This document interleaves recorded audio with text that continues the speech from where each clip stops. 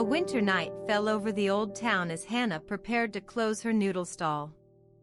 The streets were mostly empty except for a few late-night wanderers and the soft hush of snowflakes whispering against rooftops. Inside her warm little shop, steam rose from bowls of soup, mingling with the scent of simmering broth. Outside the door, she heard cautious steps stop by the window. A small figure stood there, peering in. It was Kyo, a boy not much older than 10 who lived alone after his parents' passing. His breath formed clouds against the glass before he knocked softly and entered when Hannah called out to him. "Warm yourself," she said, moving aside so he could step inside. Kyo thanked her with a nod, his eyes wide in the sudden glow of the stall's lanterns. He wrapped both hands around an empty bowl from the counter to warm them. "I couldn't sleep," he murmured. She set up another chair for him and poured hot water into a ceramic mug she found behind the counter. "You should have come inside earlier." Kyo shook his head, steam rising with each breath now visible in the cold air around him. "Too cold outside." Hannah fetched 2 steaming bowls of her most comforting noodle soup. She set one down before Kyo and watched as he took a tentative sip. His eyes closed briefly, then opened to look at her. "Better?" she asked. He nodded, his face relaxing into something close to a smile for the first time since entering. They ate in quiet companionship until their bowls were empty, the air thick with steam from their breaths and soup. Kyo finally spoke up as Hannah refilled their mugs. "Why do you stay open so late?" "Some folks work nights," she replied simply. "Others just need something warm to eat before bed." He looked down at his bowl thoughtfully, the warmth of it radiating through both hands now bare and unsheltered from the cold. "What's your favorite thing?" Hannah asked gently. Kyo blinked, as if surprised by the question. He seemed to consider her query for a long moment while steam rose around them like a second winter fog. "The stars," he said at last. "Or maybe the moon. They're always there." She smiled and nodded in understanding. A silence fell again between them, but it felt companionable now. "Thank you for this," Kyo whispered after another sip of his soup. "For everything tonight." Hannah reached across the counter and laid a hand on his shoulder briefly before withdrawing it to her side. Her eyes met his one last time with an unspoken acknowledgement passed between them, then she turned back to the warm bowls in front of them. As Kyo finished his meal and prepared to leave, Hannah handed him a small wrapped parcel from behind the counter. He looked at it curiously before unwrapping it to find a spare coat tucked inside, its fabric soft and clean. "Keep this," she told him quietly. "It'll help against the cold." Kyo's eyes welled with unexpected emotion, but he merely nodded again as Hannah closed up shop behind them. As he stepped out into the night air, she watched until his small figure disappeared down the snowy street. Closing the door firmly now that both were gone, Hannah pulled a worn copy of an old book from under her counter and nestled back into her usual spot by the window.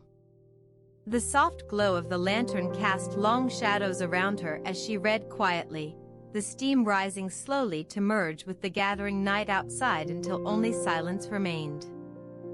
Outside in the darkening street, Kyo slipped on his new coat, its warmth spreading quickly through him against the biting cold. He paused momentarily at a particularly quiet stretch of road before continuing back towards home, the soft glow from Hannah's window still visible behind him as he went. You're listening to the Empty Teahouse. The lantern flames steadied again, evening deepening over the old town street. Dawn broke with whispers of life in a small village square. Under the wide sky of a small village square on a market day, amidst the buzz and murmur of life, stood an old wooden table with simple lines. A traveler, his clothes worn but neatly mended, approached it slowly, pausing to glance around before setting down a heavy pack next to the table. He didn't claim any space. Instead, he looked for someone to share it with. An elderly woman carrying baskets of fresh vegetables from her garden paused nearby. She noticed him and his deliberate actions, then set her goods aside on another corner of the square. The traveler watched her as she did so, their eyes meeting in silent acknowledgement. "Mind if I sit here?" he asked quietly, lifting a corner of the tablecloth that covered the old wooden surface. The woman nodded without hesitation, smiling slightly. "Not at all," she said, and sat down opposite him. They shared the silence between them, each lost in their own thoughts yet aware of the other's presence. The traveler leaned back, his eyes closing momentarily against the bright morning light. He felt a deep calm settle over him, as if the day's noise had somehow diminished around this simple table. The woman reached into her basket and pulled out 2 apples, offering one to the traveler without speaking. He accepted it with a small nod of thanks, holding it in his hand before taking a bite. The crispness was surprising after days on the road eating dried fruit or hard bread. It felt like a welcome shift from his routine. The sound of her voice breaking the quiet once more, soft and kind as she began to speak without looking at him. "This is where we come when there's nothing left to do but rest and watch." She pointed off in the distance towards fields that glimmered under the sun. He nodded, turning his gaze out over those same hills, feeling a quiet connection form between them both. "I've traveled far," he said finally, almost to himself more than her. "But I've rarely felt such stillness." The woman's smile grew warmer as she watched him, understanding well the journey's weariness. She took up knitting needles and yarn from within her pack, creating a rhythm of silence that echoed between them. As people moved around them in their daily tasks, these two shared something intangible, an unspoken acknowledgement of life's simple joys and burdens. After some time, the traveler put his apple core down beside him and looked at the woman again. "It feels right here," he murmured. She met his gaze with a serene nod, then returned to her work without words, her needles clicking softly against each other in time with the sun's slow movement across the sky. As a breeze picked up and brought a rustle of leaves closer by, both of them simply sat there, surrounded by the ordinary beauty of their moment. When it was time for him to leave, he packed up his belongings quietly, nodding farewell to the woman who watched him go with another smile that held no more words than were necessary. As he turned away, a single butterfly alighted on her hand, pausing before fluttering off into the sunlight, an unexpected and perfect detail marking their shared quietude. A single leaf drifted down to rest at his boot as dusk settled around an old woman's hearth. Winter's first snow blanketed the earth under her careful hands, soon fading into evening silence. The old woman sat by the hearth in her cottage, threading together strands of hemp to mend a worn fishing net.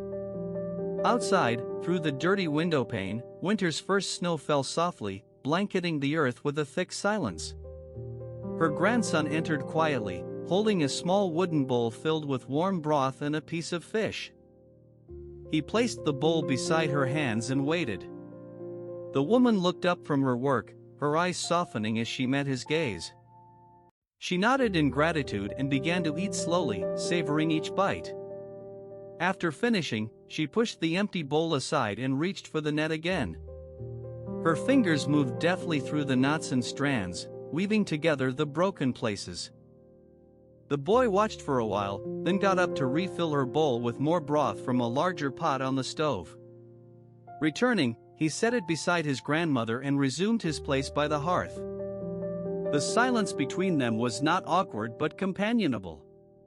He noticed the lines of care around her eyes deepening as she worked.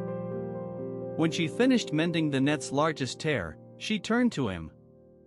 "I will need more string soon," she said, handing over what remained in her hands.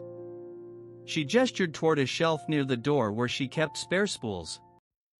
The boy stood and went to fetch them, returning with an armful of hemp string and twine. He placed it beside her net and then leaned back against the wall once more. The old woman took a length from one spool and began braiding it into 3 separate strands. Her movements were steady, practiced, but slower than they had been. The boy observed this for some time before he finally spoke. "I'm sorry I lost that net," his voice barely above a whisper. His grandmother looked at him but said nothing right away. She continued working, her fingers moving in a quiet rhythm. Finally, she stopped and smiled gently. With the braid now complete, she held it out to him. "Here." The boy took the braided hemp from her, feeling its weight in his palm. He nodded without words. Snowflakes clung to the window frame where they had melted into droplets that froze again on their cold journey down.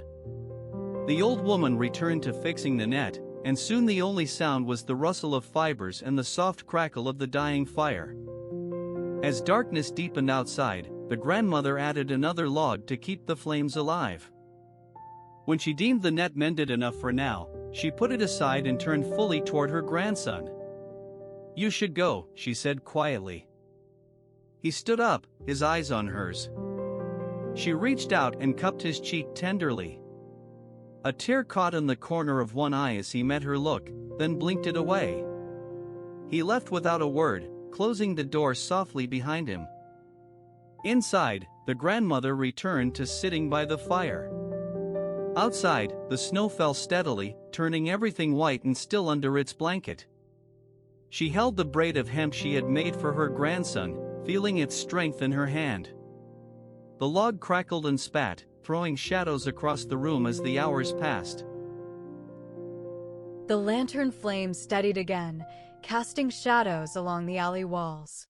Dusk bled into night in a quiet lane between clay walls. In the quiet alley between 2 clay walls of an old town, dusk settled early. The sky above was a gentle gray, as if it were trying to hold on to daylight but knew better. A herbalist with calloused hands and eyes that held decades of stories stood behind her stall, arranging dried roots in neat piles.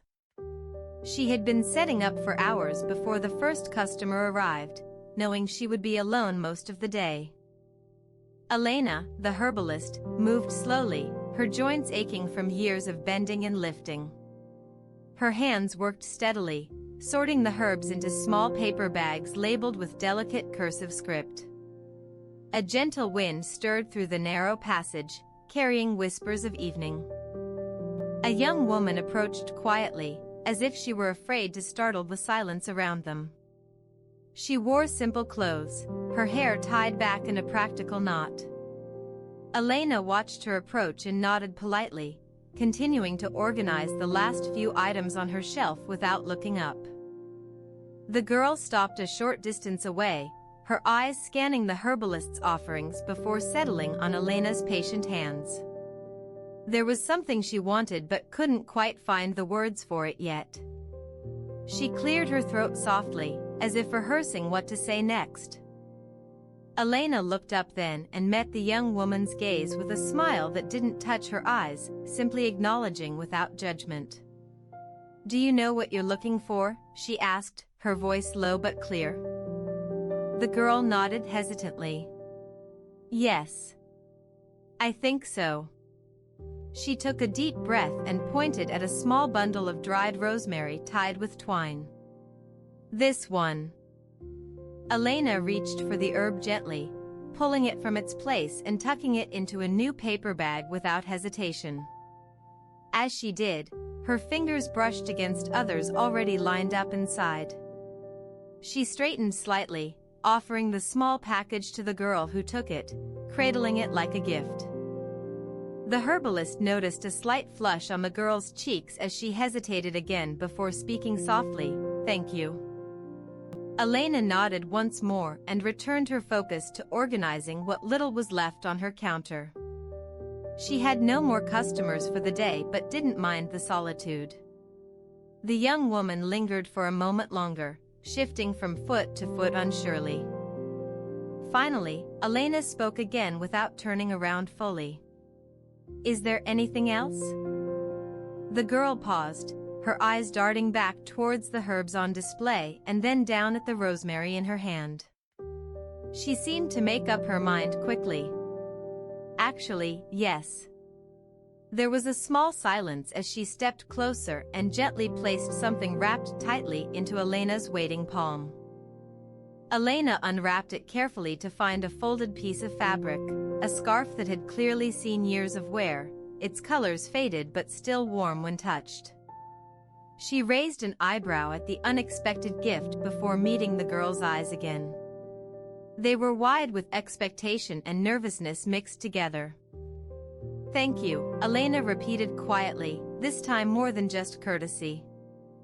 The girl nodded, relief washing over her features as she turned and started to walk away slowly. Just before rounding the corner into the darkness beyond, she paused and waved back at Elena without looking around again. Elena watched until the young woman disappeared from sight, then tucked the scarf gently under a basket of herbs nearby where it would be safe overnight. She straightened her stall one final time, making sure everything was neat and orderly before pushing herself up with a quiet groan of old bones settling back into place after sitting still too long. As she packed away for the night, Elena noticed how the light from a nearby lantern cast long shadows along the ground between them now.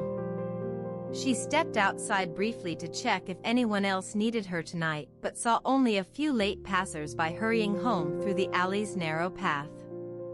The herbalist smiled softly before closing up shop and heading back inside for the evening. The door closed behind Elena with a quiet click, the sound echoing slightly in the small space as she leaned against it momentarily. Then she straightened and turned to hang her own worn apron on its usual hook by the door, another reminder of the day's passage. As she did so, her eyes fell upon the faded scarf still lying neatly among the herbs beside the counter.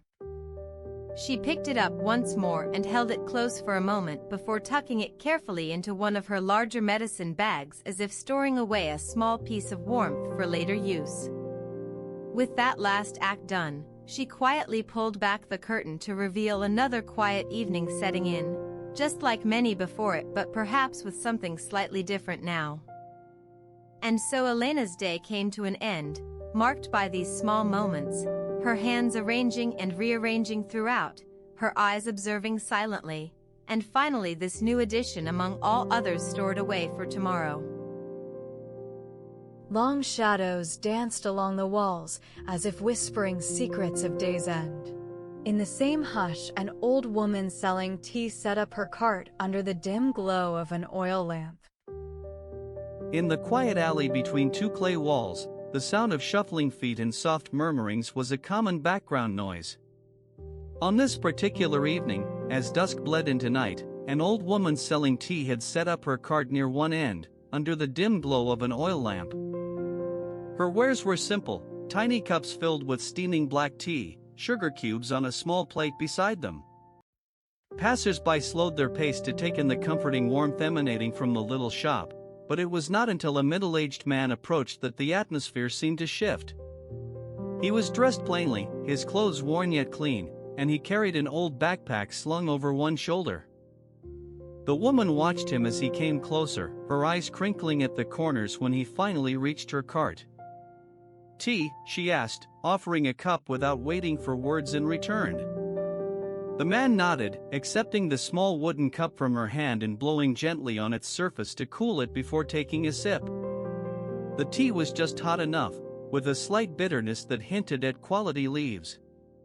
He closed his eyes momentarily, savoring both the warmth of the drink and the calm silence around them. "Thank you," he said after swallowing.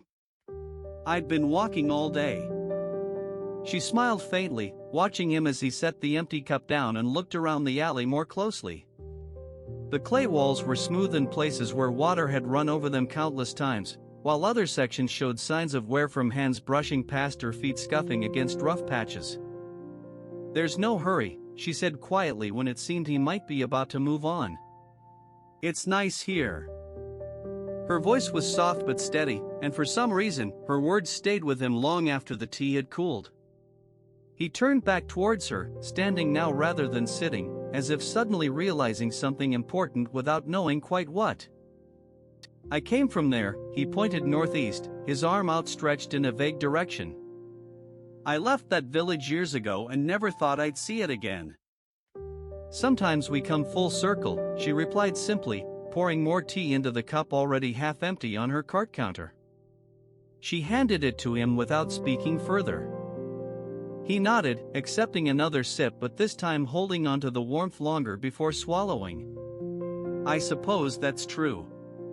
There was no pressure in his voice, just acceptance and perhaps a hint of wonder at how such a simple act could feel so significant. They stood there together, surrounded by shadows from the walls, both silent as they shared this moment without needing to fill it with words. Eventually, he broke away first, placing the empty cup back down carefully on her cart's surface. "Thank you," he repeated softly, almost to himself before stepping backward and disappearing into the alley's darkness. She watched him go for a moment longer than necessary, letting his departure linger before she returned her attention to her tea stall. As the night deepened around her, she poured herself one last cup from the pot that had brewed steadily throughout their brief encounter, lifting it gently as if in silent toast to something unspoken and yet deeply felt. The lantern flame cast long shadows that whispered to the night.